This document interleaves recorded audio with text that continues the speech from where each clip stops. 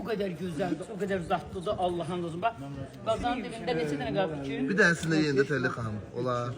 Şimdi gelir onu üst-üste yeməyə. Onu ağzım belə vereyim. Bu ağzım Bayağı ağzım sulandı değil mi? gördüm sildim. Baxın da. Bunu belə tutursan sonra belə. Elə Hadi hayıf ki bu. Elə ağzını silarsın. Zao. İndi bu səsinə baxın. Abi buradan geçmek Sakit qalın. Sakit. Zaur sakit qalın. Zaur sakit qalın. Xəngəlin suyuna bax da sən.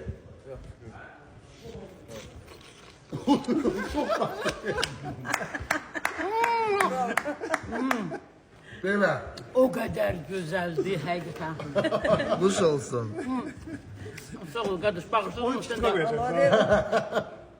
%100. Telefon çəkə-çəkə bir əlindən ağzının suyunu silir. Allah. Telli xanım bir 10 tanesini yemişsiniz. Valla oynat. Hələ indi gedirik, Hələ yemişsin gedirik yəni. nə qədər. Neçə yersən indi belə? Zor. Söz verib də Qonaq gedirik verin, ora. bəli. Onu istəyəndə Ayaqqabını o su var, ha, o vapşı onun səsi dəhşət olur və belə. Orada çəkəsən. Ehol olur. Ürək qalqı. Ay sağ ol, Nuş baxın. olsun. Sağ ol. Sən ah, nə tərs